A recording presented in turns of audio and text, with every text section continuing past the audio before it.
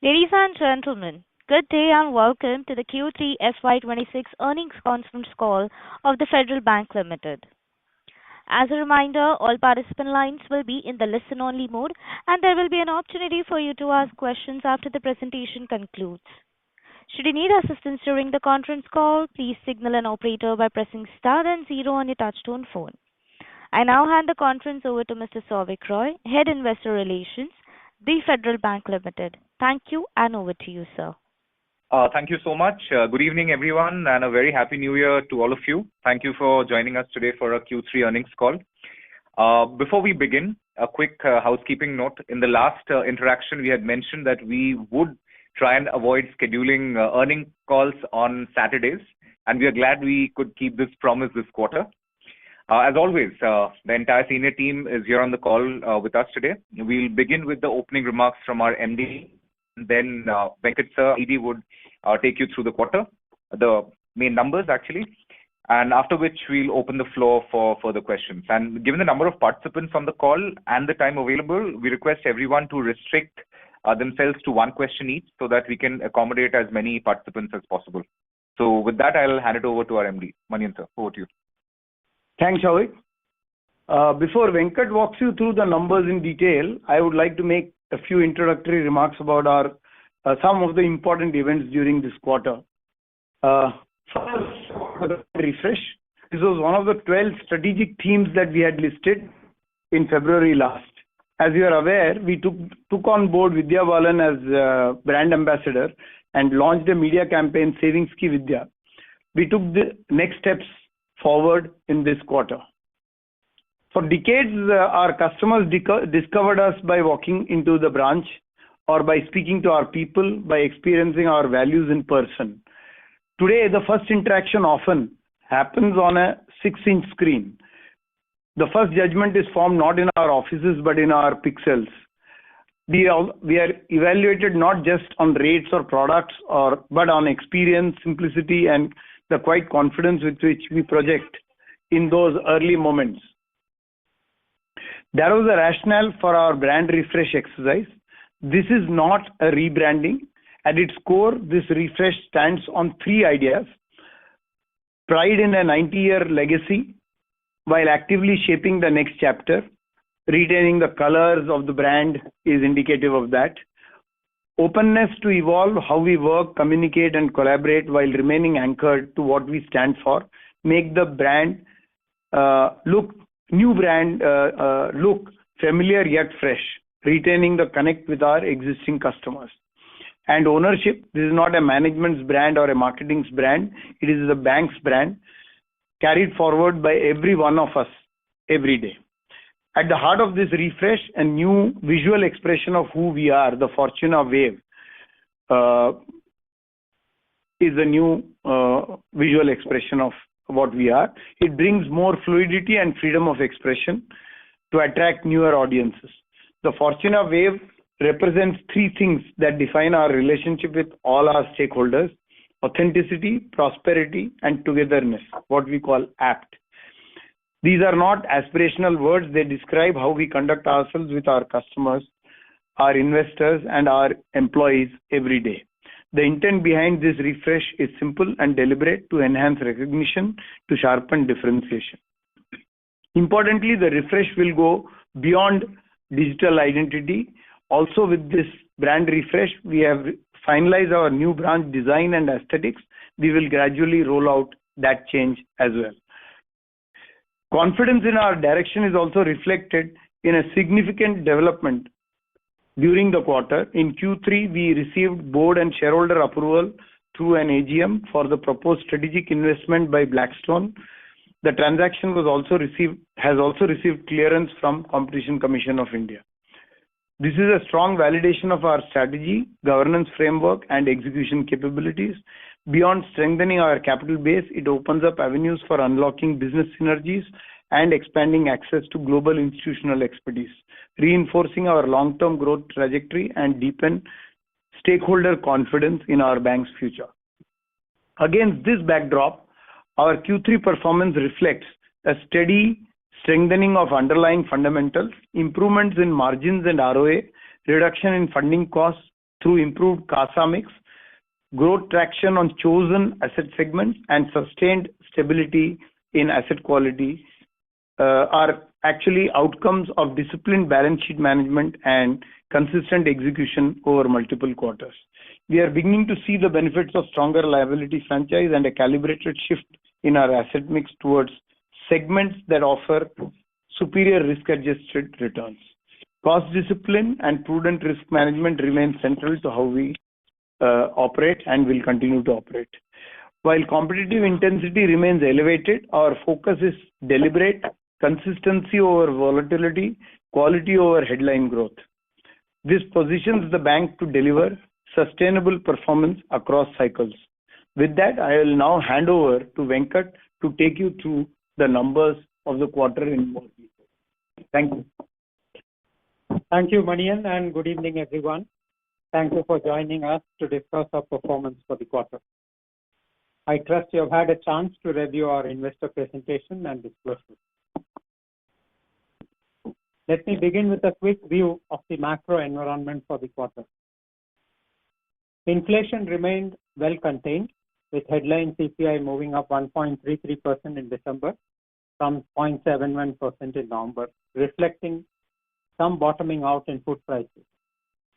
And the print came in below market expectations. The key driver was a sharper than anticipated decline in vegetable prices. While core CPI edged up, this was largely driven by higher gold and silver prices. When we exclude these volatile components, underlying core inflation moderated to about 2.4%, indicating that broad-based pricing pressures remain subdued. On the policy side, liquidity conditions remain supportive following the rate cut in December, which helped anchor interest rate expectations. In summary, the macro environment during the quarter remained broadly constructive, notwithstanding the ongoing global geopolitical uncertainty. Inflation was low, underlying pressures were muted, and the operating environment remained relatively stable. This provided a supportive setting for us to focus on execution, balance sheet discipline, and prudent growth. Now coming to our performance for Q3. Q3 was a quarter of strengthening fundamentals and measured progress. We delivered 1,041.21 net crore in net profit, representing 9% sequential growth, driven by sustained margin expansion, disciplined cost management, and continued improvement in asset quality. More importantly, these outcomes are the result of structural shift in our balance sheet, not short-term action. On the balance sheet momentum, as at the quarter end, total business stood at 5,53,364.49 crore, growing at 3.71% QOQ and 11.4% YOY. Deposits closed the quarter at 2,97,795.82 crore, up 3.07% QOQ and 11.8% YOY. More importantly, CASA balances grew at 6.59% sequentially and 18.86% YOY.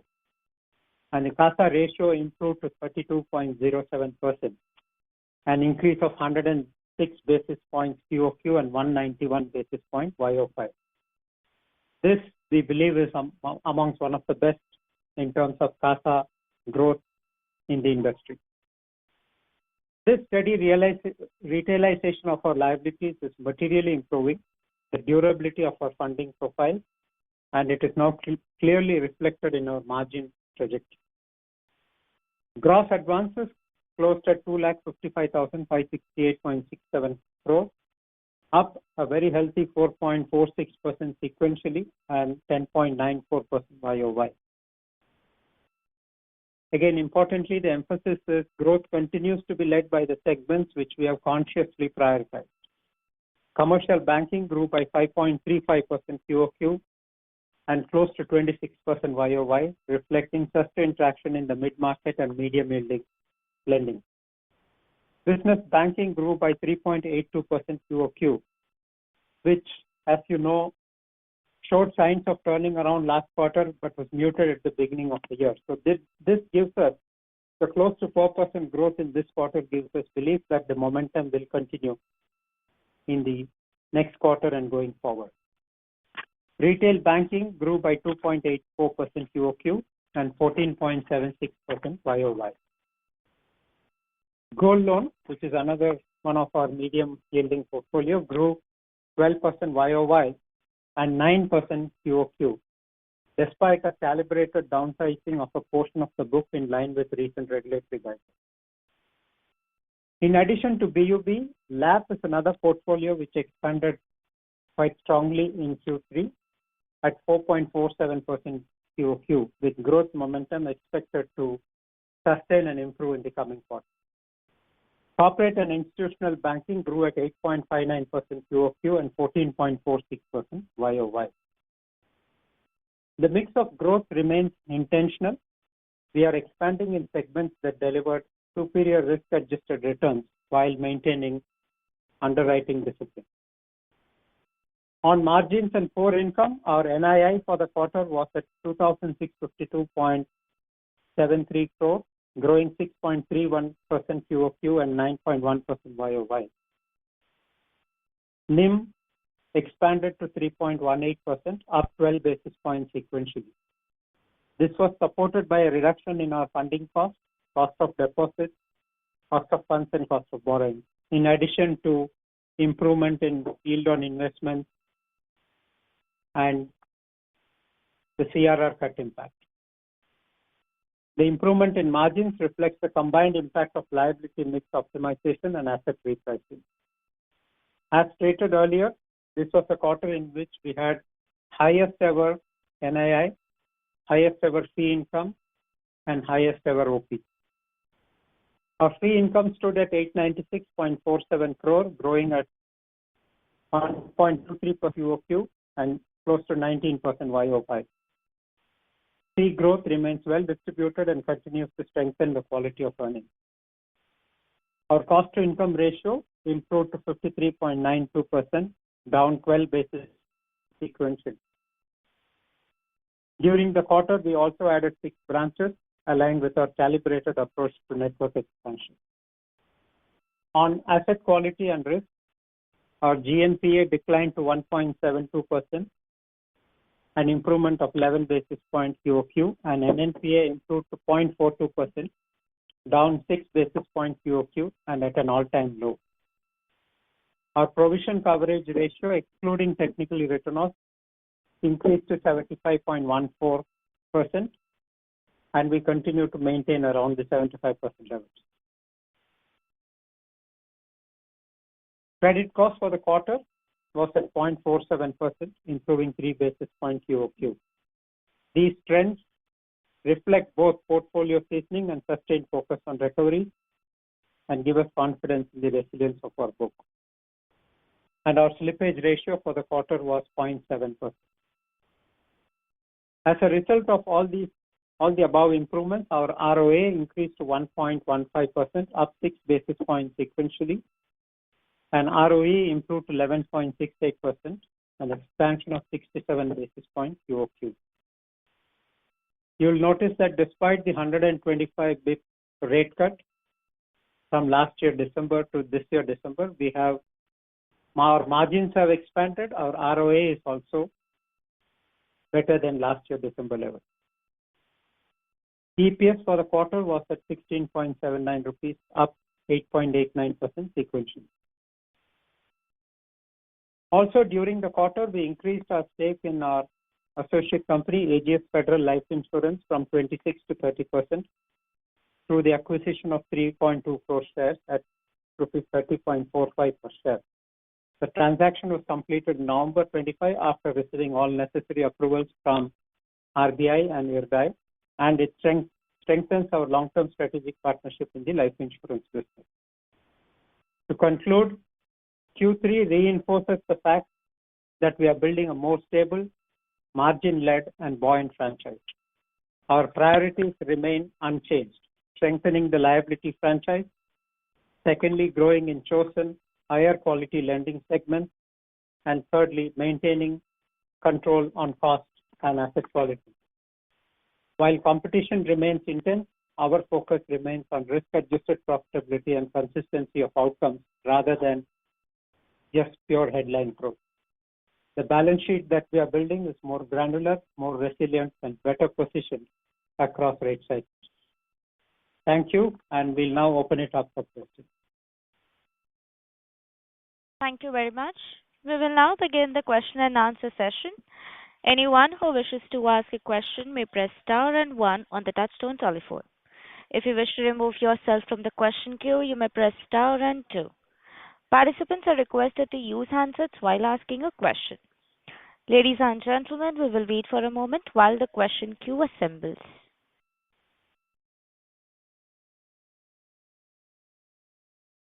Operator, let's start. I already see a queue. Yes. The first question is from the line of Mehruk Adjania from Nuvama. Please go ahead. Yeah, hello, congratulations. My first question is on your outlook on margins, right? You already expanded margins by 24 bips over the last 2 quarters. So where do we see margins from here on, given that the growth in mid and high segments is already very strong? So I guess it will stabilize from here on. So what is your outlook on margins for the next 2 to 3 quarters, assuming no further rate cuts? And even for the longer term, where do you see them stabilize? And my next question is in your fee income on the distribution income. If you could throw some light, that wasn't very strong this quarter. So those were my questions. Right. Hi, Maru. So just to talk about the NIM expansion, it's a journey. I don't think we are at the end of that journey. And as we keep changing the mix of our liability profile, as our CASA percentage grows and our medium yield assets continue to grow faster than the low yielding asset side, I think we hope to continue this journey for many more quarters to go. Of course, there will be immediate quarter, you will see the impact of the last rate cut play out. So we have to keep that in mind. In the next quarter, large part of the last rate cut will play out in the next quarter. Of course, we have to try and mitigate that as we have tried in the last few quarters. We will attempt to do our best on that. So, but I don't think that journey is anywhere close to peak of what we want to get. Your second question was... Reprice, na? You did, you usually have a T+1 repricing except for new loans, right? So part of the repricing would have played out this quarter or no? Yes. For a month it would have played out. The rest of the 2 months it wouldn't have played out. So 1/3 of that impact would have played out this quarter. 2/3 of that impact will play out in the next quarter. Yes. Okay, thank you. Okay. On the distribution side, we do have a seasonality every year. Our insurance income distribution income is usually better in the second quarter than in the third quarter, usually. Having said that, there was also GST impact. GST impact in the last quarter because the commissions were impacted by the change in GST structure. And last, also the product mix with when the markets are buoyant, customers tend to choose ULIP products, and there the commission percentages are lower. So it's partly reflective of that. In terms of volume, our traction continued to remain good. Okay, thank you so much. Thank you. Thank you. Thank you. The next question is from the line of Akshay Jain from Autonomous. Please go ahead. Yeah, hi sir. This is Akshay. So my question is on asset quality. So how do we look at asset quality for MFI segment going ahead? So if I reverse calculate your MFI credit costs, they come out to around 10-11%. So how should we expect this number to move incrementally? And on other segments, they are performing very well. The credit costs you have disclosed to be around 29 basis points. So assuming you build, moderation in MFI credit costs, how should this blended credit cost number move? So should we expect, it to be much lower than your 50 plus basis point guidance? Or are we expecting some deterioration in other segments? So that's my first question. And secondly, on the loan mix, so while you continue to state that, you will be focusing on the mid-yield segments, any quantitative number on, how the mix should settle down maybe in 3, 4, 5 years? How much will be your high-yielding book, mid-yielding book, and low-yielding book? Anything on that? So let me take the second one. I'll ask Venkat to answer the credit cost question, but I'll take the second one. The way I look at it is this is again a journey. It's too early to put a stable number to that. Our attempt is to keep working towards growing the mid-yield book faster than the high-yield book. And remember one thing, that we have still not changed the composition of the high yield and very high yield portion, because that is the microfinance. While cards you can see good growth in cards. Other high yield segments we have not pushed the accelerator on, whether it is personal loans or MFI, because we have been waiting for pushing the accelerator on that to get more comfort on the potential credit costs of that. So I think this journey is, we are too early in the journey to tell you how it will look 3 to 5 years later. I think the attempt is to keep working towards changing this mix favorably. How much it will reach, where it will reach, too early to say. But clearly our attempt is to improve yields on the asset side by changing this mix. On the credit cost of credit cost, see, at the beginning of the year, and in Q1 also, we said the full year guidance we gave 55 to 60 bits. And right now, for 9 months, we are already at 55 bits. So we should end the year somewhere between 55 and 50, say 52, 53 bits for the full year. For the quarter, the credit cost was 47 bits, of course, lower than last quarter. So we'll continue to see the credit cost getting better in Q4 as well. So my question is like once MFI book settles down. Yeah. MFI book. Hello. Sorry. Hello. Am I audible? Yes. Yes, you are. Yeah. On the MFI, like you said, if you have seen the trajectory of slippages, it's coming down every quarter, and the credit cost is also coming down. We are seeing it come down, and we expect even Q4 to be lower than what we have seen in Q3. So we should see the improvement being reflected in the MFI as well. Now, have we seen a full recovery in MFI? We don't think so. We are still cautious in terms of growing the MFI business, and it's been grown selectively. So we'll watch for one more quarter before we decide how much to press the pedal on MFI.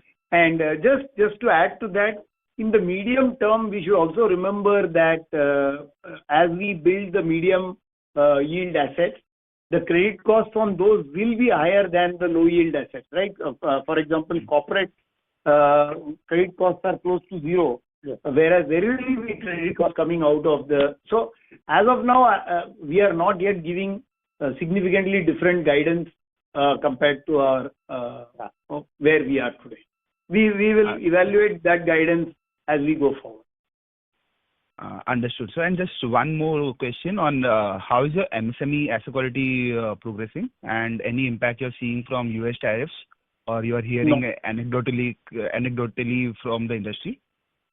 No, like Venkat mentioned earlier, if you see what we call the BUB segment, the lower end of SME, we have actually begun to grow that in this quarter with comfort on the credit side. Actually, our credit costs are well in control, and the portfolio is absolutely, we haven't seen any deterioration at all.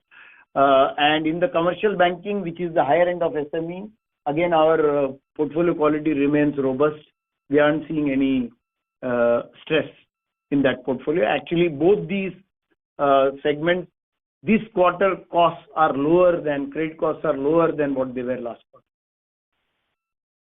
Understood, sir. Thank you. Thanks, Akshay. Thank you. The next question is from the line of Rikin Shah from IIFL Capital. Please go ahead. Good evening, sir. Thanks for the opportunity. Had four quick questions.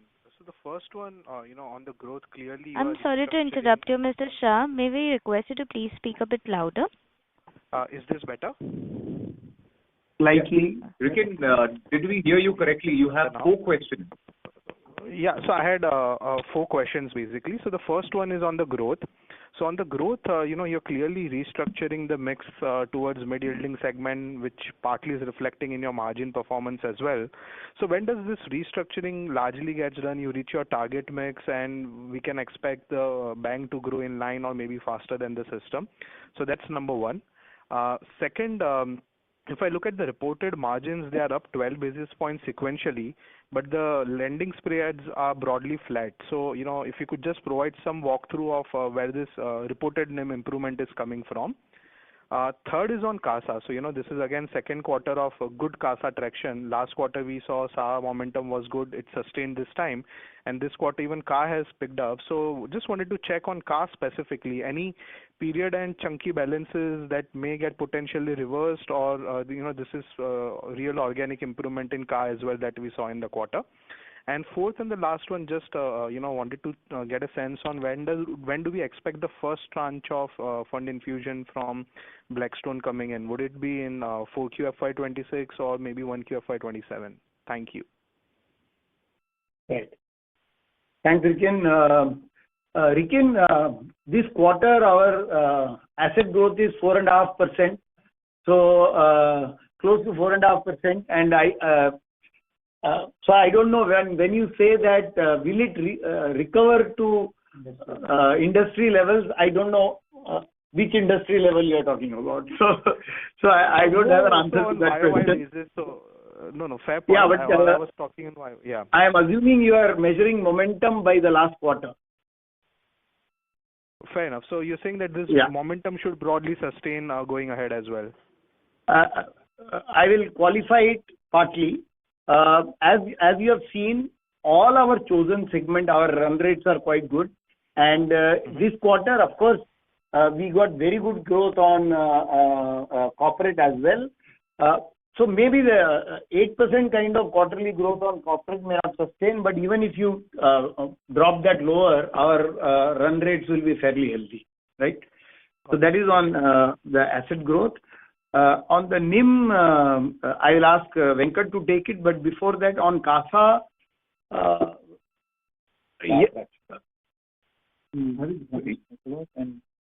yeah. No, on CASA, first of all, there are no chunky stuff there. It is all reasonably granular, but I will just requalify it by saying that there are usually, of course, bump ups that happen in the quarter end due to nature of the business. But we should, that is why we disclose our averages through the quarter.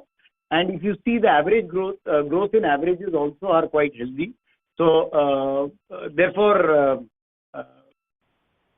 if you remain focused on the averages that we report, it will tell you that it is reasonably secular.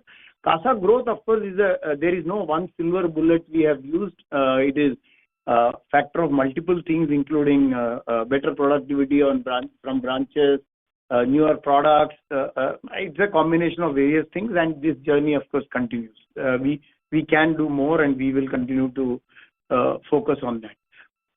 On the Blackstone, of course, we are awaiting final regulatory approvals on that. So we are hoping that this quarter it will get, in the last quarter it will get done. That's our expectation. We'll keep you posted with the actual development on that. NIM walkthrough, again, NIM, my broad comment will be NIM again is no one single silver bullet. It is a combination of multiple things that improve our NIM. We work on granularly on multiple things to make sure our NIM improves. But I'll ask Venkat to take the details of that. Yes, I think in terms of NIM, like Manian said, several factors have moved. On the downside, yield on advances has gone down by 9 bps, but on the upside, we have had several factors. One is cost of deposits is lower, our cost of borrowings has gone down, CRR cut to some extent has come, better yield on investments as compared to last quarter, and our own average own fund. A combination of these 5-6 factors helped us in terms of getting to 3.18. So several things, and we have to continue to work on all of them. Got it. Perfect. Thank you, Manian and Venkat, sir. Thanks. Thank you. The next question is from the line of Piran Engineer from CLSA. Please go ahead. Yeah. Hi, team. Congratulations on the quarter, and thanks for keeping your promise of not keeping it on the weekend. Just firstly, getting back on the NIM question, how much of your TD repricing is left? As we had earlier indicated, our from the cycle started, we think it is about 14 months on an average. 14 months it takes to fully reprice the term deposits, and Okay. that means we have about 4 or 5 months to go. 2 more quarters. 1.5 more quarters, yeah. Yeah. Okay. That answers my question. Secondly, just in this quarter also the yield decline of 10-12 bips QOQ. Now 2-3 bips would have come because you all immediately pass on the repo rate cut. But what led to the other, 8-9 bips of decline? The total decline is only 8 bits, no? Or rather 9 bits. So Yield on advances. yeah, 886 to 874. on NIM basis it's only 9 bits. Yeah, drop in yield on advances. Yeah, I mean, I'm going by your reported numbers, 886 going to 874. Now, out of that, ballpark 2-3 bips would be due to the repo rate cut. But Piran, the incremental business also happens at lower rates, right? As the rates drop, incremental business, for example, MCLR repricing would have happened on other assets, non-repo assets. New business would come at lower rates because markets do price in drop in rates. New corporate business would have come at lower rates. So all that also happens, right? So yes, the yields do go down overall. But of course, our costs also go down. So Okay, so then this NIM improvement this quarter, going back to Rikin's question, is essentially balance sheet management, where we must have reduced liquidity on the balance sheet, more loans on the balance sheet, and that's why we see this 12 bip benefit. Is my understanding correct? So when you say balance sheet management, CASA improvement, CASA percentage improvement has an impact on cost of funds, right? Cost of deposits go down. Yeah, so it is a mix of both. It's not borrowing cost is not balance sheet management. Borrowing cost reduction is actual cost reduction. So it's a mix.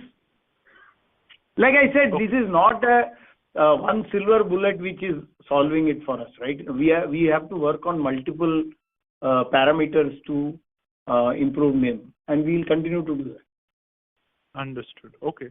And just lastly, in terms of your mortgages and your auto loan books, now those have been fairly stable for the last 4-5 quarters now. So just wanted to get a sense of when we will start seeing, these segments pick up. See, right now, on the home loan, particularly home loan, as you can see, we have stepped up the pace on our LAP book. As you can see, the growth rate in the LAP is reasonably healthy this quarter. On the home loan side, we are not finding the risk rewards attractive just now. We feel that the pricing is below the optimal levels that we require, and therefore, as you can see, we have not grown that aggressively. We, of course, continue to serve our existing customer needs, but we are not going out and acquiring aggressively at those kind of rates. These are, long-term commitments. This is a very long-term product, and structurally, you can lock the balance sheet on poor rate economics for a long time, and therefore we are cautious. When we get comfortable, so I don't have an answer as to when we will change that one. We will continue to focus on areas where we think the risk rewards are good. Auto, hopefully we are working towards, we have made some structural changes internally to make auto work. Auto, we hopefully get back sooner. On the home loan, I would wait and see how the situation evolves, the competitive intensity evolves, and how the pricing in the market evolves, to see whether we can press the accelerator on that. But the way, Priyan, I see is we have opportunity to grow the other assets. As you can see, many of them are growing in their 20s, and we will continue to focus on that to build the balance sheet. Got it. And just lastly, quickly, branch openings have slowed down a lot this year. Why is that? As you know, earlier we have addressed this issue. We have been working on multiple things on the branch side, like the Free the Branch initiative that we have been doing. So we are kind of reimagining the branch operating model, and we wanted come on settling that before we push the accelerator on branch openings. We also wanted to, we were working on the brand refresh, branch formats, reformatting our actual physical layouts of the branches, branding. We have also gone through evaluation of our branch net in terms of their efficiency of the network, whether we need to relocate some branches, whether we need to review some branch sizes. So various things were in the pipeline. So we wanted to get a better handle on all that before trying to push the accelerator on the branch numbers. You will see better branch traction in the Q4 already. Got it. Okay. Yeah, that's it from my end. Thank you and all the best. Thank you. Thank you, Parag. Thank you. The next question is from the line of Abhishek M from HSBC. Please go ahead. Yeah, hi, good evening, and congratulations for the quarter. So, couple of questions. The first one is... Can you get closer to the mic, or your Abhishek is not very audible? Is this better? Yeah, that's better. Yeah. Okay, thanks. Sorry about that. So, the first question is on OPEX. I just wanted to check that, now since you're anyway going to grow mid-yielding, etc., which is more granular business, what would be the run rate of OPEX? Would it grow at this 4-5% QOQ range, and that means annualized high teens maybe, or does that taper off at some point of time?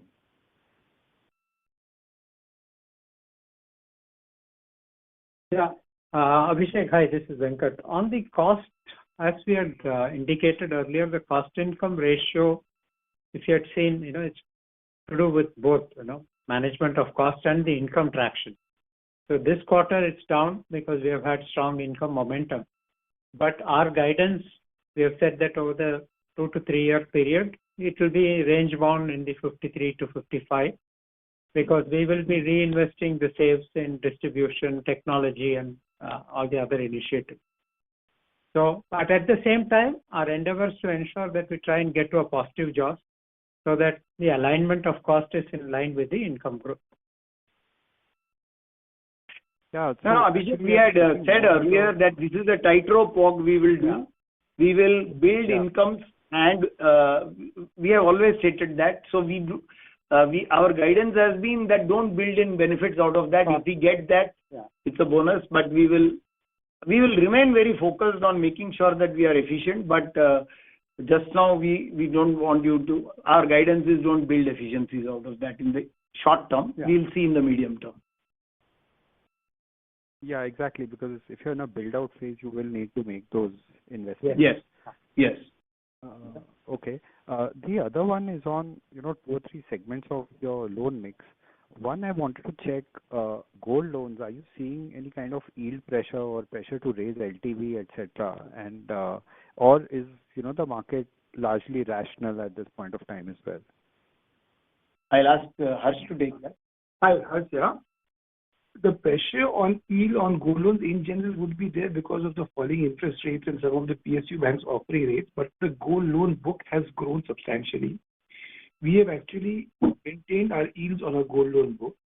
The challenges on LTV has actually not happened because our LTV has actually come off. If you look at from last quarter to this quarter, the LTV has actually dropped, and this is not just for us, industry-wide phenomena because of the increase in the gold loan prices. Sure. So we are not going to push growth by targeting only LTV. So this is where it is. So at this point in time, I would say that the yields are being maintained and managed. I don't see growth has been reasonably good for us, and LTV pressures are not there at this point in time. In fact, the gold loan growth rate of 9% is in spite of what Venkat mentioned in his thing, running down of our wholesale lending kind of a book we had, which is not allowed under the new regulation. So if you gross for that, it's another 2.5% higher. It's actually, it's almost 19% YOY. And if I look at from the beginning of the financial year, it's actually 22%. Okay, okay. And most of it would be price driven, right? Not really tonnage driven. Meaning the growth? The growth. So basically, our tonnage has not gone. More tonnage. Yeah. No, so our tonnage has not gone up this quarter. Yeah. So somewhat okay. price. Yeah, and on LTV, they are at 52, right? LTV, so 54. Yeah, 54. From LTV perspective, we are enough and more headroom available if we had to do that. Yeah. Sure.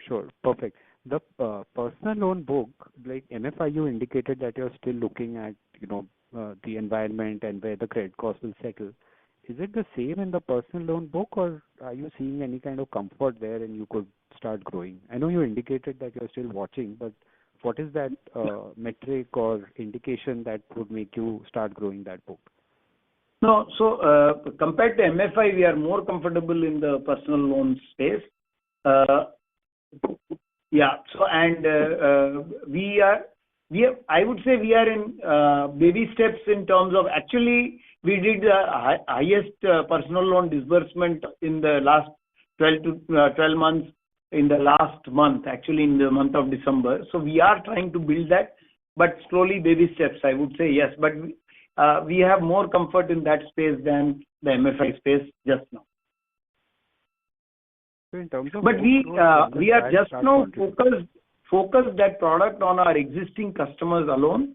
We haven't gone out to acquire customers on that product, which is something that we are evaluating. We'll see the economics of that must justify. We are looking at the options there.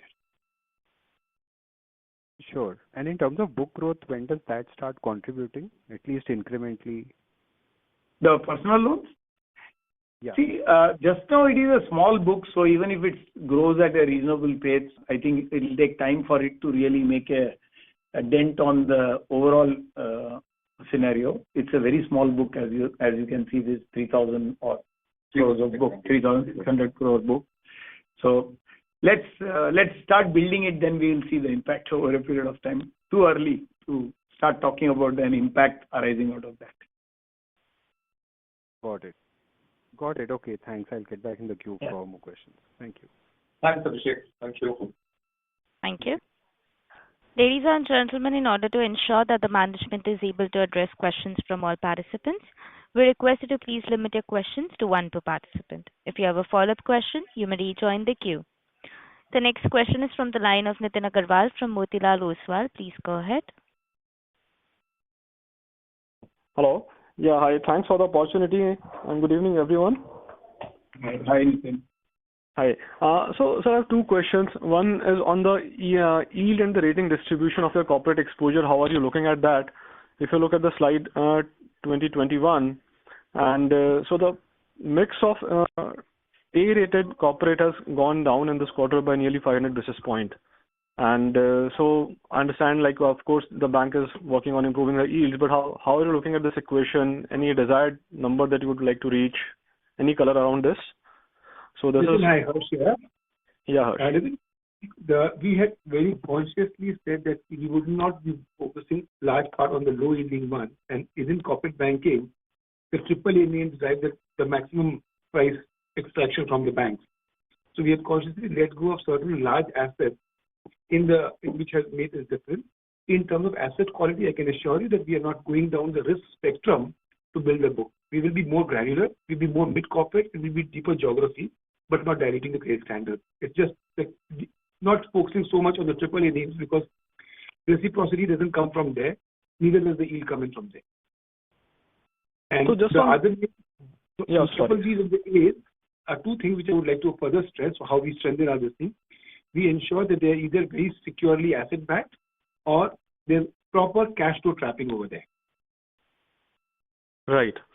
And so just like on this, see, at the same time, we have also reported a pretty strong growth sequentially. So while we have let go of this asset, but still we have reported a 6% growth. So does that mean that the growth otherwise was like running in double digits in corporates this time? And Nitin, you have to see it in the context of the last 1 year. We have also grown this book slow, right, over a period of time. So the restructuring of this book had impacted the growth of this book. For the last 3-4 quarters, actually, it had not grown very fast. So, and we had started focusing on mid-corporates, but obviously it takes time for mid-corporates to build, and I think now we are able to see the progression towards that. Yes, of course, but some opportunistically, some assets have happened in corporate, which has also, which were decent yield, and therefore we have also done that. So like I mentioned earlier, don't go by the 8% you see in this quarter in that as a steady state run rate of growth for that segment of business. Right, sir. But is like the unwinding more or less over, or you expect more unwinding to happen going forward also? Unwinding is over. We have to now build. Yeah. Okay. Sure. It's over in the sense, see, like I said, all these are processes. Some long-term loans sitting there, you can't easily unwind. So it's always a process. But by and large, I would say, yes, over. So rapid lending also, please keep in mind, is also very short-term in many cases and very opportunistic. So if we do see opportunities at any point of time, we will do that part. So we look at from our balance sheet perspective, our ROC, our risk return point of view, and reciprocity. So this is something which we are doing as a conscious call. Okay. And the other area that I wanted to check upon is the margins. Like last 2 quarters, we have reported a 24 basis point odd NIM expansion. So do you think that margin will be a bigger driver in ROA expansion, as you alluded that it will, like even going forward, the margins will continue to expand? So will this turn out to be a bigger driver in our overall blocks and on which the margin expansion or the ROA expansion is going to be based? No, NIM is obviously one of an important driver for ROA expansion. There is no question about that. Having said that, yes, can fees also add to that? Of course, there are other things that will add on to that, and margin also is both an asset side game and a liability side game. So I would say all three, liability side mix, asset side mix, and fee improvement, all three need to drive our ROA trajectory. Having said that, I just want to caution you that for the coming quarter, Q4, our endeavor will be to maintain NIMs around the current level, given the fact that we still have the impact of the last rate cut to be passed, the 2 months impact. Yes. Right. Got it. Thank you. Thanks so much. Those are my questions. Thanks, Nitin. Thank you. The next question is from the line of Kunal Shah from Citigroup. Please go ahead. Yeah, hi. Thanks for taking the question. So on fee income side, maybe at the discussion earlier, you alluded to the overall distribution income. But if we look at it, maybe the overall fee income growth or fee income to assets, where do we expect it to settle over next 12 to 18 odd months once all the factors play out? Because it still seems to be settling closer to 1 odd % even in this quarter, and that's been largely flat. Right. So, Kunal, I don't think we are, I will say that again, like in some other cases, I don't think we are looking at settling, wherever we are is not the place we are settling at. Clearly, there are levers that we have. We will, this quarter, we'll launch our wealth proposition in the market, and that's a business that we will grow over the next few quarters and years. Our trade and forex has upside possible, which where I don't think we have yet got the trajectory that we want to, so there is potential to grow that. Our cards business continues to grow well. That should add to fee income going forward. So these are things that are still to play out. So I think we are far from saying that we are settled at a 1% level. We want to see upside on that, and we will drive upward trajectory in that. Okay, and this would be visible over like maybe 4 to 6 odd quarters. So maybe this wealth management and card business and all that should be driven over a period. Yes, as you can see, even in the last 2 quarters, we have seen some trajectory, right? It has moved up to 1% from 90 basis points that 92 that it used to be. So there is traction. So you'll see it. I mean, hopefully you'll keep seeing it on a continuous basis. You'll not necessarily have to wait for 4 to 6 quarters. Sure, got it. Okay, yeah, thanks. Yeah. Thank you.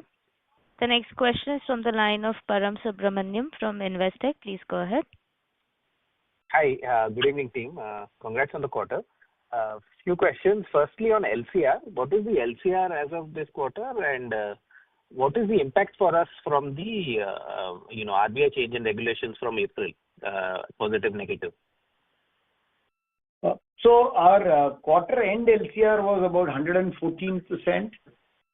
And average for the quarter. Average was about 127, 123. 123, average was 123. We expect about 5 to 6% impact out of the new regulation from RBI, approximately. This is a negative impact? Yes. Okay, fair enough. And so then what does that mean for your growth? So broadly, we talk about 1.2 to 1.5x nominal GDP growth, right? So is there any change to that after taking into account both these things? Firstly, you've got, you'll have capital next year, and there is the drag of this LCR norms as well. So how to think about the growth trajectory? Param, it's also a function of opportunity and the external environment. Having said that, we will continue to remain focused on medium yielding segment growth. And as you saw last quarter, 4.5% in advances. So assuming all things equal, we will try and be around the same levels. And so high teens is what we are working towards. High teens loan growth. Okay. So that will around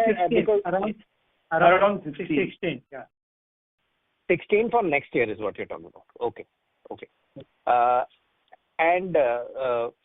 So that part is clear. And on this corporate loan growth bit, so I think you mentioned, so there is a growth sequentially. So what is, and we can see it in the RBI data as well. Is this just substitution of bond market primarily, or is there some capex related lending here? Could you give some color on this corporate lending? Yes. Mix of it. Basically, a part has also come from the fact that the bond markets had priced it higher and the bank lending had come out in line. So that was one part of it. So that's what you're saying is right. There's also been an increase in requirements of both working capital. If you look at the data also, the trade offtake from the corporate sector has also increased. So that has also led to it. A little bit of capex, I won't say substantial, but a little bit has come from there as well. So all the three has actually contributed. Fair enough. Thank you, Harsh. Yeah, sure. Yeah. Sure. Okay. Yeah, thank you. Just one last question. Again, this has been asked before, but if you could just explain the margin walk, right? So, in that slide 9, the top left, chart that you're showing, it's showing yield on loans and cost of funds are down broadly the same. Yeah. There is a CRR positive we can see 4-5 basis points, which we are aware, but there's a 12 basis point improvement, right? So how exactly do we bridge that? I'll take this offline, Param. I'll take this offline after the call. Okay. Yeah. Fair enough. Yeah. Thank you all. Congrats on the quarter again. Yeah. Thank you so much. Thank you so much. Thank you. The next question is from the line of Jai Mundra from ICICI Securities. Please go ahead. Yeah, hi sir. Congratulations on the quarter. Sir, you spelled out on NIMs and loan growth trajectory. If you can share your aspirational ROA over the next 2 years, sir, that will be much helpful.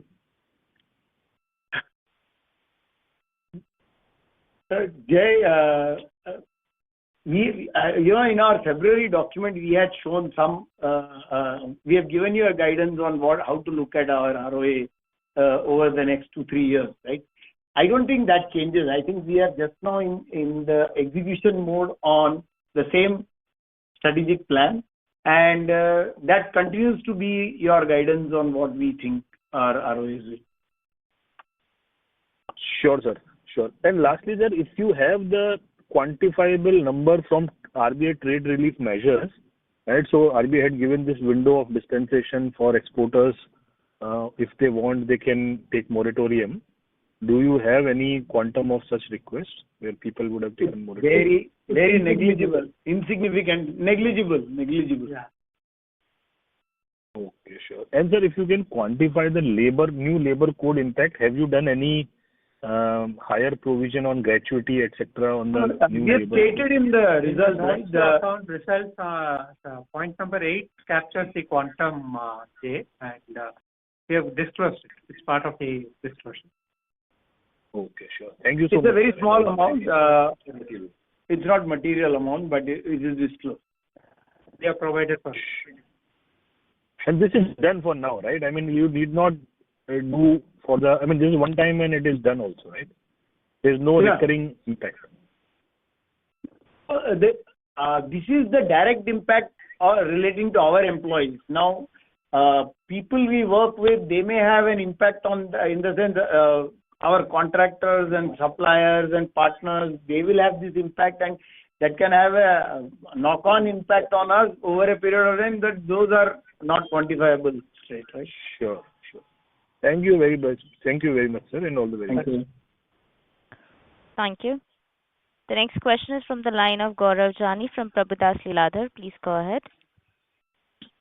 Thank you, sir, and congrats on a good quarter. Just touching upon the margins again, right? Seems to me that, largely the improvement is from balance sheet management, right? We have reduced the proportion of liabilities overall. LDRs have gone up, borrowings have come down.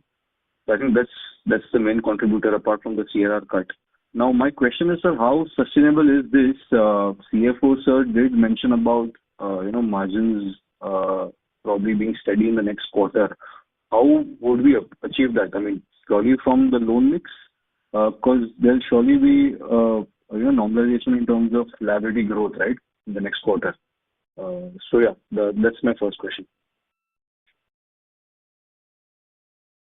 Yeah, I thought we already answered that, we continue to work on the liability mix, asset mix, all of that, and therefore all that will be NIM accretive, and that's our effort. But yes, the repo rate cut will play out fully in the next quarter, so there will be a negative impact of that. We'll have to look at how we can mitigate that. So secondly, sir, on the TD rate cuts, right? So the first tranche of repo rate cuts that happened was followed by system-wide TD rate cuts. So what is your sense on further TD rate cuts? Is that possible? Yes and no. So there are in fact after the last rate cut, the drops in rates. Of course, savings rate did not drop at all. Term deposit rates, very moderate cuts have happened. Not as much as the repo rate cut, but lower cuts have happened, but not fully reflective of the repo rate cut. Yes. But increasingly, as you know, the market after the last rate cut, actually the bond markets have hardened. Rates have hardened. So the opportunity to cut rates was lower post the last rate cut.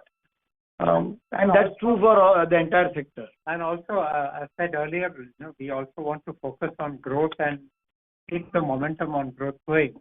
And to achieve that, we have to ensure that the deposit growth keeps pace. So it may not be wise to cut the rates at this time. Understood. Thanks. Just if I may squeeze one more, sir, on the provisions side, right? We have been buffering up on the standard asset provisioning. So it will help if you could just run us through as to, what are you thinking or, how are you planning in terms of ECL? We have been shoring up standard asset provisions.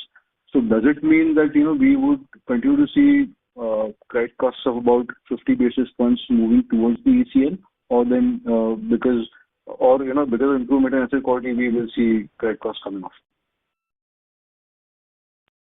Credit cost, like we said earlier, guidance will be around the 55-60 bps. We are still waiting for the final guidelines from RBI. Based on the draft, we have worked out the impact. We'll have to see how that plays out. And there are certain concessions which the industry has asked. If that comes through, the impact will be quite minimal, and for which we have in the past indicated what that quantum will be. But sir, as of today, we are in line with ECL or we are a bit short? Little bit short. Understood. Perfect. Thanks a lot. No, so when you say short, you mean from credit cost perspective? That's right. That's right. So, fundamentally, 55-60, it will cover. Yeah. Fundamentally, we don't think ECL changes the credit cost dramatically. Over a period of time, it should align with credit costs. We cannot have a accounting mechanism which does not reflect the actual credit cost, right? So, we don't believe that ECL mechanism is. There may be a one-time impact of But even for that, there's a transition period which RBI is giving over. They said they'll do it over a few years. So you won't see any material bump up on this. Understood, sir. That's it from mine. Thank you so much. Thank you. Ladies and gentlemen, this will be a last question for today, which is from the line of Sirji Philip from Renaissance Investment Managers. Please go ahead. Hi, good evening. Congrats on a good set of numbers. Sir, on the fee income front, so we have gradually improved to 1%. But how much further improvement do we foresee over the next couple of years? Like, just a broad range will be helpful. I don't have a specific guidance on that. I mean, but having said that, our effort, I just mentioned that there are levers that we have not yet used: wealth, cards, trade and forex. All of that has to still play out. We are trying to get those things done. So, upward trajectory, we would hope to get. How much is time will tell. Okay, right, sir. And sir, on the unsecured portion of the book, has most of the stress gone out, or how do we see the growth on that front? Are we going to push growth in unsecured? Is it?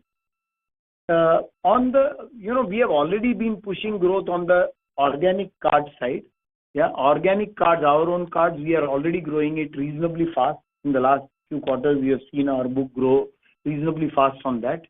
On the fintech partnership cards, we are still cautious on that. We are not growing that fast enough. PL, I would say we are making baby steps, as I mentioned earlier. On microfinance, we are still cautious.